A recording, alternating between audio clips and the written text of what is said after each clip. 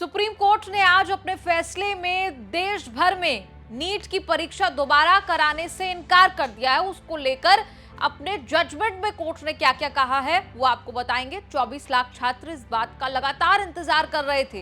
कई दिनों से मामला सुप्रीम कोर्ट में है। सीजेआई डीवाई चंद्रचूड़ खुद इस मामले को सुन रहे थे। उनके साथ जस्टिस जेबी पारदीवाला और जस्टिस मनोज मिश्रा इस मामले को सुन रहे थे।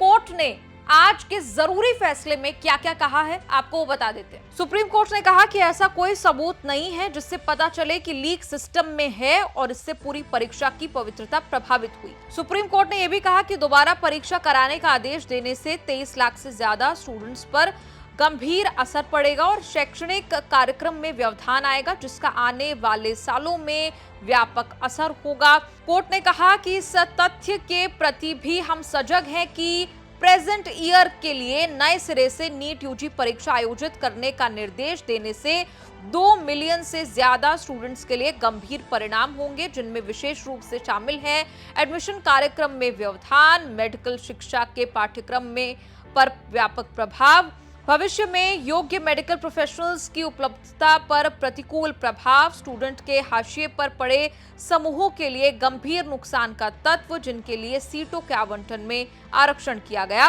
कोर्ट ने इसके साथ हजारीबाग और पटना का भी जिक्र किया है। कोर्ट ने कहा कि हजारीबाग यानी झारखंड और पटना यानी बिहार के केंद्रों में पेपर लीक होने की बात स्वीकार करते हुए कोर्ट ने कहा कि रिकॉर्ड में पर्याप्त सबूत नहीं है जिससे ये निष्कर्ष निकाला जा सके कि परीक्षा के नतीजे पूरी तरह से खराब हैं या परीक्षा की पवित्रता में सिस्टम में गड़बड़ी हुई है।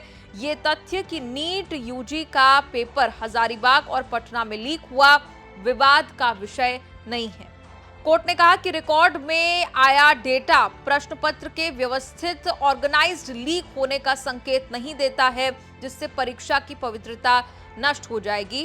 कोर्ट ने सीबीआई की रिपोर्ट का भी जिक्र किया और कहा कि सीबीआई द्वारा किए गए खुलासे से पता चलता है कि जांच जारी है। हालांकि इसने संकेत दिया कि मौजूदा सामग्री से, मौजूदा डेटा से पता चलता है कि हजारीबाग और पटना के परीक्षा केंद्रों से चुने गए लगभग 155 स्टूडेंट घोटाले के लाभार्थी दिखते हैं। चूंकि सीबीआई द्वारा की गई जांच अंतिम रूप नहीं ले पाई, इसलिए न्यायालय ने केंद्र सरकार से यह संकेत देने को कहा कि क्या 571 शहरों में परिणाम से किसी भी तरह की असामान्यता का अनुमान लगाया जा सकता है।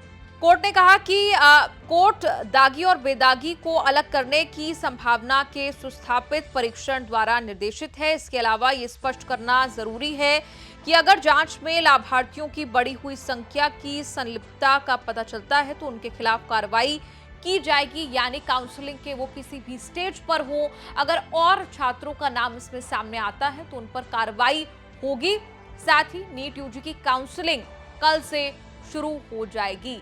तो कुल इतने दिन से चल रही कहानी का अंतिम फैसला यह निकल कर आया है कि नीट देश भर में दोबारा नहीं होगा। कोर्ट ने कहा है कि इसके वाइड स्प्रेड लीक के ऐसे सबूत फिलहाल ऑन रिकॉर्ड जो हैं वो नहीं मिले हैं जिससे आप परीक्षा को दोबारा करवाने की ऐसी स्थिति बने। आपका इस पूरी रिपोर्ट पर क्या कहना है? कमेंट्स में लिखकर अपनी राय जरूर दें और देखते रहिए न्यूज़ तक।